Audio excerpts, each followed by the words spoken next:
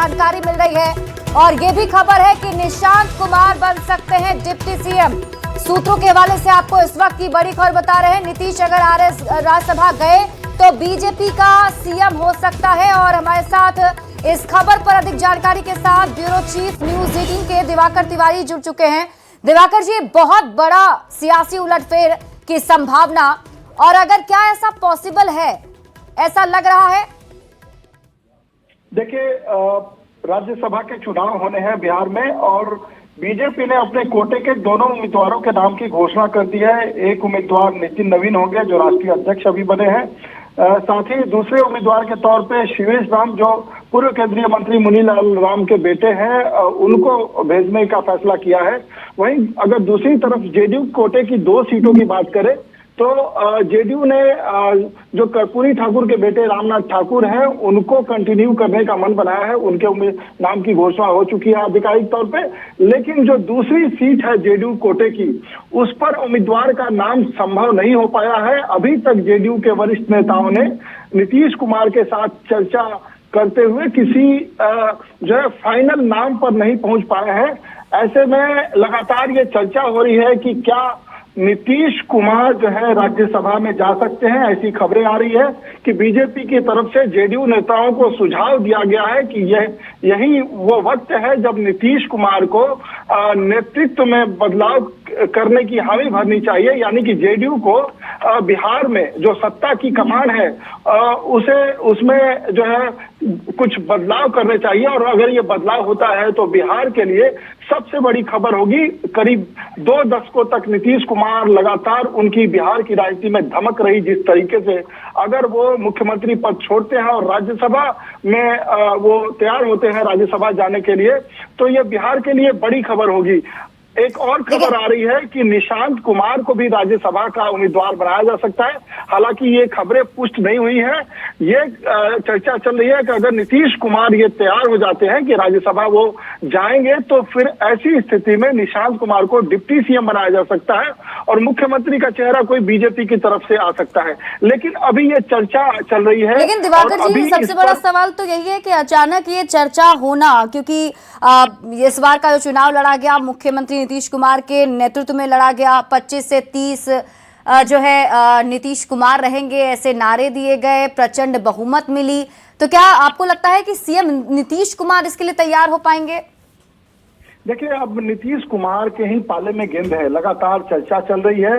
BJP की तरफ से ये सुझाव दिया गया, इस बात की लगातार चर्चा चल रही है। जेडीयू के नेता सक्रिय हो गए हैं और ये चर्चा इसलिए चल रही है कि राज्यसभा चुनाव होने हैं और उसके नॉमिनेशन की आखिरी तारीख कल 5 मार्च को है। आज होली का त्योहार है, आज काफी सक्रियता है नहीं, फिर भी जो है जेडीयू के राष्ट्रीय कार्यकारी अध्यक्ष संजय झा दिल्ली से पटना आते हैं और पटना में ये खबर है कि उनकी नीतीश कुमार से लगातार बातचीत चल रही है, लगातार मंथन चल रहा है।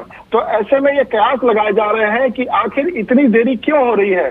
पहले उम्मीदवार के नाम की घोषणा तुरंत हो गई, रामनाथ ठाकुर को जेडीयू ने कंटिन्यू करने का मन बना लिया है। लेकिन दूसरे नाम पर चर्चा अभी तक चल रही है।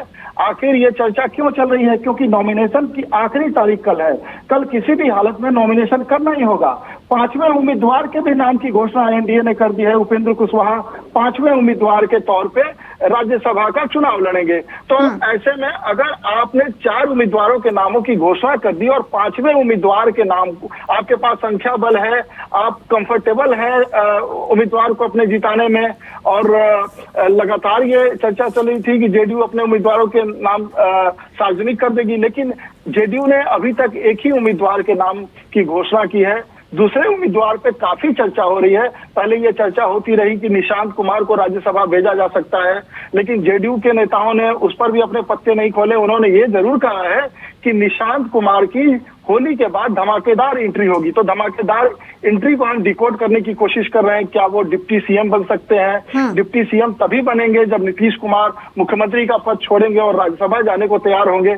तो इन्हीं बातों को लेकर राजनीतिक सरगर्मियां तेज हो गई है और बिहार के राजनीतिक गलियारे में आज होली का त्योहार है, इसके बावजूद जो है लगातार एक्टिव है नेता, और विधायकों को भी कहा गया है जो जो प्रस्तावक होंगे वो कल तो उनको आना ही है।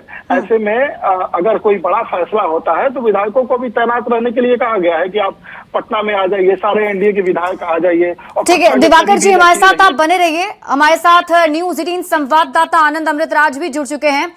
आनंद, क्या खबर आपके पास? ये बहुत बड़ी खबर बताई जा रही है और जिस तरीके के सूत्रों के हवाले से जानकारी मिल रही है कि श्री नीतीश कुमार राज्यसभा जा सकते हैं, ऐसी भी कोई संभावना?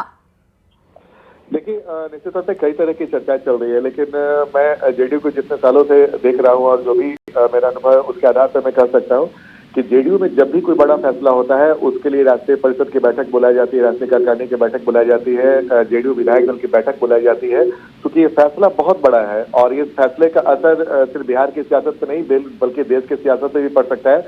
जब नीतीश कुमार अगर राज्यसभा जाते हैं तो बिहार में मुख्यमंत्री की कुर्सी खाली होगी और ऐसे में जो सबसे बड़ा सवाल है कि फिर बीजेपी के कोटे में वो जा सकता है। जाहिर तौर पे आपको याद होगा कि जब विधानसभा चुनाव के पहले तमाम चुनाव प्रचार होते थे उसमें जब केंद्रीय गृह मंत्री अमित शाह से जब ये सवाल पूछा गया या फिर दूसरे बड़े नेताओं से कि चुनाव के बाद क्या नीतीश कुमार मुख्यमंत्री बनेंगे, तो उन्होंने बार बार ये कहा था कि नीतीश कुमार के नेतृत्व में ये चुनाव हो रहा है।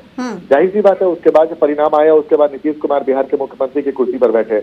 जाहिर तौर पे नीतीश कुमार के सेहत को लेकर भी कई तरह के सवाल खड़े किए जाते हैं, विपक्ष पार्टी लगातार सवाल खड़े करती आई है और उसके बाद अचानक से ये सरगर्मी तेज हुई है कि नीतीश कुमार राज्यसभा जा सकते हैं और बिहार के मुख्यमंत्री की कुर्सी छोड़ सकते हैं। आज देर शाम तक ये तय हो जाएगा कि नीतीश कुमार राज्यसभा जा रहे हैं या नहीं जा रहे हैं, लेकिन एक बात तय है कि दोनों जो फैसले हैं उसमें से कोई एक ही फैसला अभी तुरंत हो सकता है कि निशांत डिप्टी सीएम बने और नीतीश कुमार राज्यसभा जाए, क्योंकि दोनों एक जगह नीतीश कुमार कुर्सी पर रहते हुए ठीक है आनंद, आप इस खबर पर नजर बनाकर रखिए और इंतजार यही होगा कि अभी जेडीयू की तरफ से जो 2 राज्यसभा की सीटों के लिए उम्मीदवार के नामों का ऐलान करना है उनमें से एक का ऐलान हो चुका है, लेकिन दूसरे नाम की घोषणा होनी बाकी है, तो थोड़ा इंतजार और इस